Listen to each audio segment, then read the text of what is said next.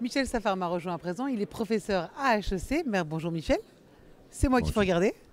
Into Days, des rencontres, on le voit, ça foisonne. Votre avis? J'ai fait un tour, j'ai vu pas mal d'innovations, de sociétés jeunes, des startups comme on dit, des PME innovantes. Et donc j'ai eu un peu quelques discussions avec celles qui veulent et qui collaborent déjà avec des grands groupes.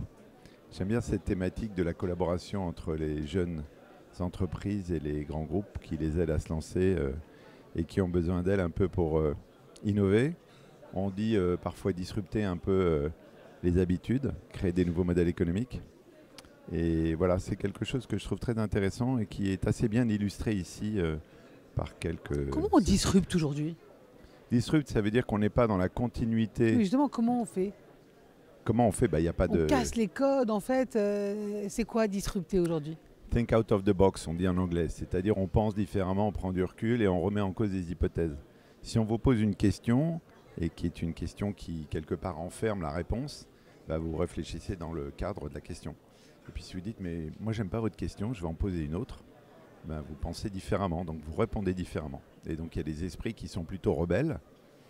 Les rebelles, ils remettent en cause des questions, ils disent, ouais, mais j'aime pas ta question, je vais en reposer une autre. Et du coup, les réponses à cette autre question sont différentes et il se passe souvent des disruptions à ce moment-là. Il y a aussi parfois l'arrivée simplement de nouvelles technologies, de changements d'habitude ou de services que chacun reprend et en se disant, voilà, par exemple à l'époque de Netflix, quand ils sont arrivés, tout le monde pensait disruption, mode Netflix. Et puis après, il y a d'autres sociétés qui arrivent et on pense différemment. Voilà. J'étais ce matin en train de regarder un peu sur Internet les news. Et voilà, j'ai vu des gens qui voulaient désintermédier les coiffeurs en termes de prise de rendez-vous, comme Doctolib et les autres ont désintermédié les médecins dans leur prise de rendez-vous. Donc ils ont répliqué, mais ça c'est plus vraiment de la rupture, mais pour les coiffeurs, ça reste de la rupture. Ouais, j'imagine. Mais alors, on voit aujourd'hui, en tout cas dans les secteurs du tourisme, ici on rencontre Into Days au Palais des Festivals, qu'il y a quand même beaucoup de technologie. Il y a beaucoup de nouveaux marketing, technologie.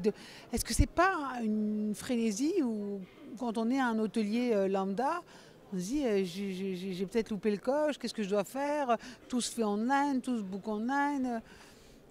Si on prend métaphoriquement et qu'on se ramène très longtemps en arrière, les ruptures, elles étaient moins techno au sens informatique du terme, mais voilà, l'arrivée d'une nouvelle méthode et de nouveaux moyens change les métiers. Moi, je viens des technologies et quand on vient des technologies, c'est juste un moyen, quoi. C'est pas très grave. Ça a été un moment peut-être des appareils électriques, voire avant des appareils mécaniques.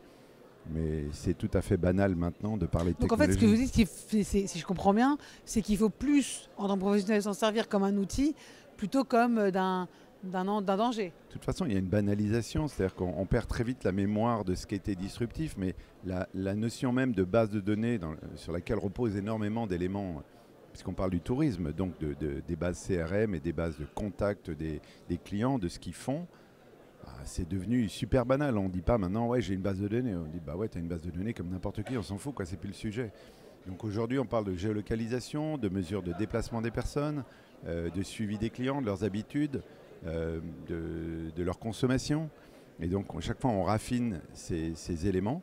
Et puis, la mode, puisqu'on est maintenant en 2019, c'est l'intelligence artificielle, le deep learning autour des habitudes des gens pour qu'elles soient prédictibles et donc qu'on puisse adapter les modes de marketing pour joindre ces gens, pour leur faire plus d'achats ou des meilleurs choix.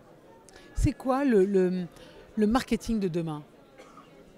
Alors, ça dépend quand tu es demain. De la vision court terme qu'on a de l'évolution de ce qui est aujourd'hui finalement les capacités des algorithmes, d'abord à mesurer, comme je le disais tout à l'heure, les déplacements physiques des personnes, qui est une vraie révolution au sens que jamais dans l'humanité on a pu suivre des individus, pour le meilleur et pour le pire. Ouais. Je sais qu'aujourd'hui on parle beaucoup du pire et des problèmes de privacy. Il y a aussi Mais il y a du aussi bon. meilleur. Il y a aussi du bon. comme tout. C'est-à-dire qu'il peut y avoir des dérives. Je pense que ce que la Chine fait avec la mesure des gens n'est peut-être pas le meilleur, mais il y a aussi des très bons usages pour le bien de tout le monde, et pas que le bien des vendeurs, entre guillemets. Donc c'est aussi pour le bien des utilisateurs. Donc je pense que ça va vraiment se développer. La mesure des habitudes et du suivi, c'est-à-dire le tracking de ce qui se passe pour que ce soit utilisé à bon escient, est un progrès. Et aussi un énorme risque. L'Europe et maintenant le monde entier, ou presque le monde entier, met en place des garde-fous ou essaye d'en mettre. Donc voilà, ça va être certainement un axe de développement qui va durer plusieurs années, à mon avis, là-dessus.